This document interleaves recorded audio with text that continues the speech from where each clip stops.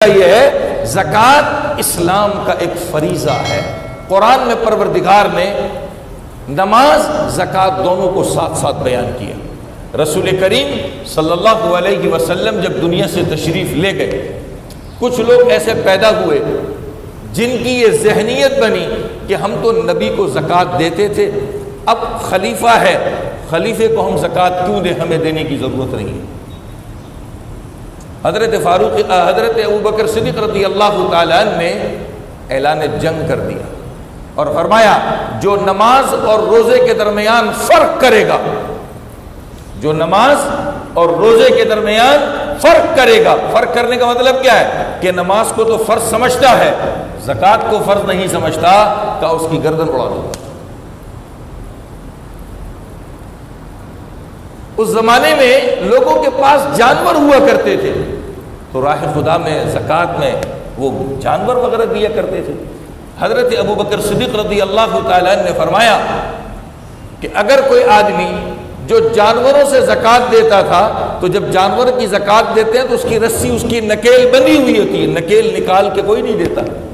آپ نے فرمایا اگر زکوٰۃ ادا کرتے ہوئے کسی نے اتنی کمی کر لی، جانور تو دے دیا مگر اس کی نکیل کی رسی کھول دی، جو دیا کرتا تھا اس نے نہیں دی، تو اس کی بھی گردن اڑا دوں گا۔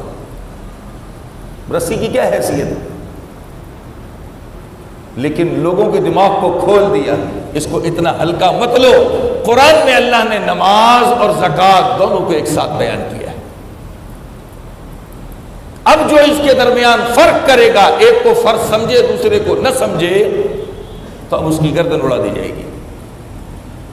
حضرت عمر رضی اللہ تعالیٰ نے فرمایا کہ اے اللہ کے رسول کے خلیفے، کیا کر رہے ہیں آپ؟ آپس میں بحث ہوتی رہی۔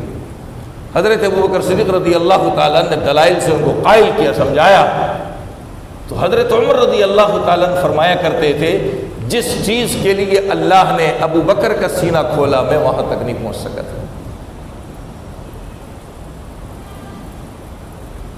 میں وہاں تک نہیں پہنچ سکا۔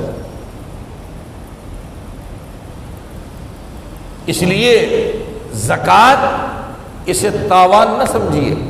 قیامت کی نشانیاں اللہ کے نبی نے جو بیان فرمائی، ان نشانیوں میں ایک نشانی یہ بیان فرمائی کہ لوگ زکوٰۃ کو ٹیکس سمجھیں گے، اور آج ایسے لوگ موجود ہیں۔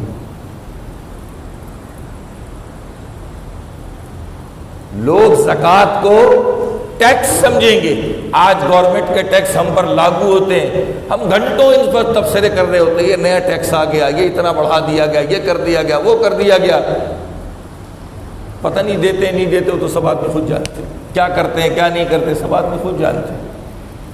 لیکن اللہ کے نبی نے قیامت کی نشانیوں میں ایک نشانی یہ بیان فرمائی تھی کہ لوگ زکوٰۃ کو ٹیکس سمجھیں گے، اور آج ایسا ہے۔ آج ایسا ہے کہ اس کو ٹیکس سمجھا جاتا ہے، اور جب اس کو ٹیکس سمجھتے ہیں پھر ادا بھی نہیں کرتے۔ جان چھڑانے والی کہانی، ہیلے بہانے والی کہانی۔